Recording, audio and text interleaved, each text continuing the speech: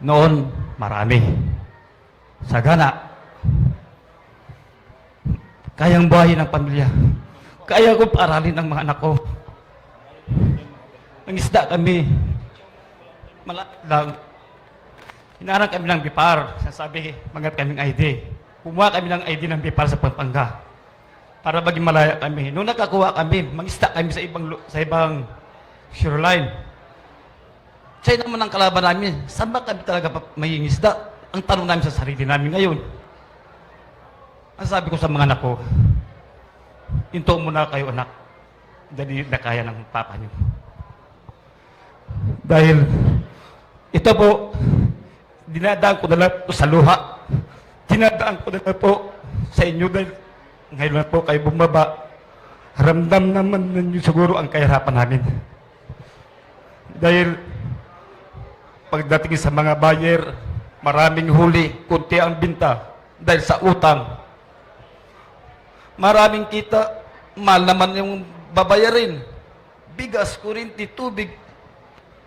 Paano na? Pinanganak po kaming mahirap. Sana naman kahit kunting ginawa lang sana po. Maranasan din namin guminhawa kahit kunti lang. Hangiling lang namin po, mapara lang namin mga anak namin, masaya na kami. Hindi namin kontento sa maraming pera. Sana po, hangiling namin kayo mangingisda.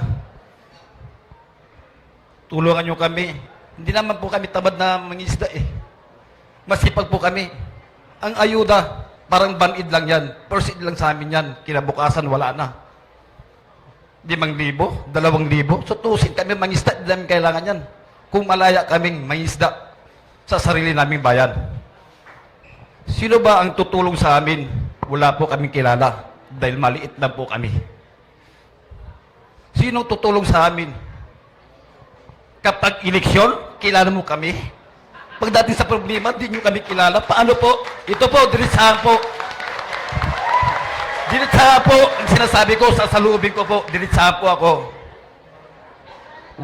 Huwag po kayong sumama sa amin kami mag-ingisda.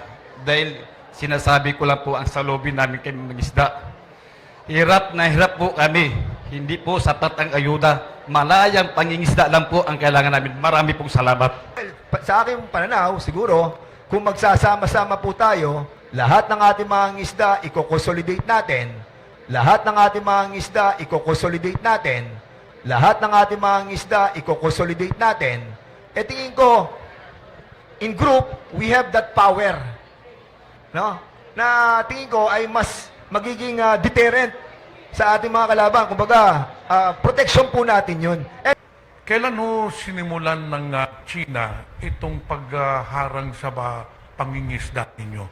Kasi sabi po ninyo, mula pa sa panahon ng Kastila, sa mga Kastila, libre naman po ang pagpunta ninyo doon sa mga Scarborough Shoal, kung saan yung fishing grounds. Kailan po talaga nagsimula, naghigpit? Anong taon po, kung natataanan po ninyo, nagsimula maghigpit ang China para hindi na kayo mangisda doon sa lugar na pinangisdaan ng inyong ninono? Dahil sa kakayahan po na lagi po akong nangingisda dyan is, ako po talaga ang unang hinaras ng China dyan ng 2014.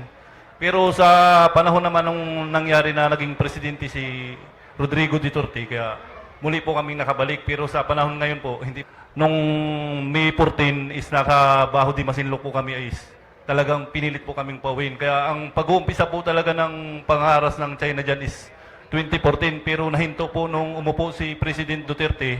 Kaya kami pong mga mangingisda na laging nandyan po sa Scarborough is nakabalik. Pero sa ngayon lang po ulit na nang haras ulit sila ng mga Pilipinong nangingisda. Kaya ang sa amin lang po... Isunod naman po natin ang grupo ng San Salvador, Masinloc. Hello po. Ako nga pala po si Jeffrey Ilad, ang bilang chairman ng mangingisda po dyan sa San Salvador, Masinloc, Zambales, na talaga pong marami na pong karanasan sa West Philippine Sea. Gusto ko lang po sanang iparating sa inyo na sa mga nandito po sa ating harapan na sa ating mga Pilipino na wala naman po tayong kakayahan na lumaban sa kanila. Isa lang naman po ang daing naming mga isda na muling maibalik kaming muli sa West Philippine Sea at Baho di Masinloc na makapangisda. Dahil sa totoo lang po, napakarami na naming karanasan na napangaharas. Hindi po namin iniindayan. Ang inihiling po lang namin sa gobyerno natin na kaming mga taga Masinloqueño ay malaya pong makapangisdang muli sa Baho de Masinloc na walang gumagambala sa amin. Kahit nandyan po ang mga China, okay lang po sa amin. Kasi kung sa tatanungin lang naman po kami lang po naman talaga ang pinakabantay ng Baho de Masinloc. Kaming mga taga Masinloc talaga ang laging nandyan, mga taga Santa Cruz ang laging nandyan. Kaya gusto ko lang po sanang iparating sa inyo na ang gusto lang po naming mga isda talagang maging maayos ang sitwasyon namin, makapaglakbay at walang takot na laging nandyan sa aming sarili na naglalayag para mangisda sa Baho de Masinloc. Yun lang naman po ang lagi naming hiling at may parating sa inyo na sana kami po ay matulungan na sa mga nangyayaring ito po na may dumating sa amin na kaming mga isda uhuliin ng China, masakit po sa aming kalooban.